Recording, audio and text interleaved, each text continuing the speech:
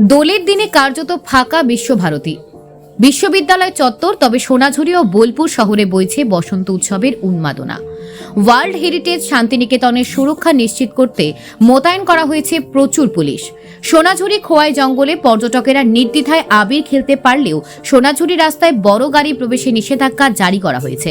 সকাল থেকে পর্যটকদের ঢল নামে সোনাঝুরিতে আবিরে রাঙিয়ে একে অপরকে শুভেচ্ছা জানাতে ব্যস্ত সকলে। অন্যদিকে বোলপুরে বিভিন্ন ওয়ার্ডে বসন্ত উৎসবের অনুষ্ঠানে মেতে উঠেছেন স্থানীয় বাসিন্দারা। শান্তিনিকেতন লাগোয়া রতনপল্লী, জাম্বনি, সতীপীঠ, কঙ্কালীতলা সহ বিভিন্ন স্থানে বসন্ত উৎসবের নানা আয়োজন হয়েছে। বিশ্বভারতীতে বসন্ত উৎসব না হলেও শান্তিনিকেতনের আশেপাশের এলাকায় উৎসবের আবহ ছিল চোখে পড়ার মতো। পর্যটকদের পাশাপাশি স্থানীয়রা নিজেদের মতো করে দোল উৎসব পালন করছেন। প্রশাসনের কড়া নজরদারির মধ্যেও উৎসবের আনন্দে কোনো খামতি নেই। Bureau report, news prime Times.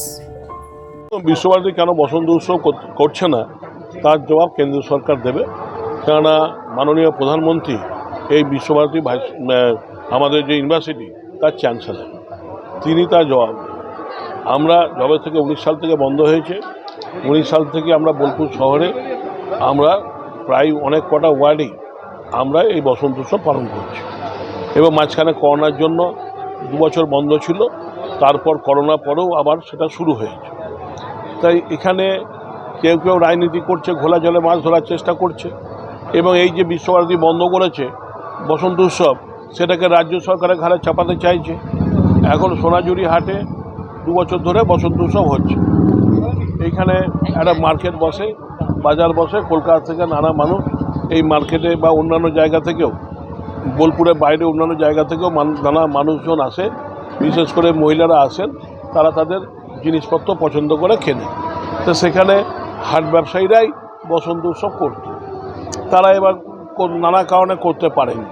তার জন্য একটা ব্যানার টাঙিয়ে, যারা করছে তারাই একটা ব্যানার টাঙিয়ে রাজ্য সরকারকে ব্যতিব্যস্ত করার জন্য, মানুষকে ভুল বুঝাবার জন্য এক্স হ্যান্ডেলে একটা আজে বাজে প্রচার করে দিল।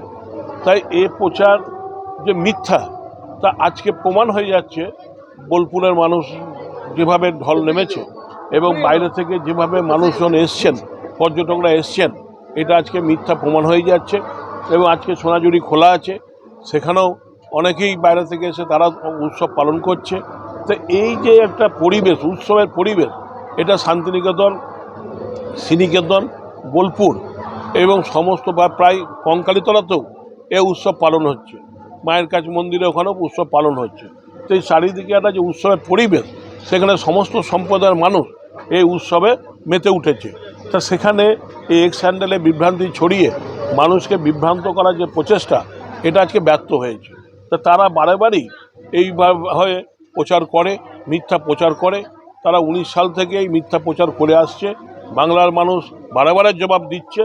আবার সামনের দিনে বাংলার মানুষ আবার জবাব দিয়ে দেবে যে বাংলা শান্তির বাংলা, এখানে শান্তির সঙ্গে সঙ্গে আনন্দের বাংলা।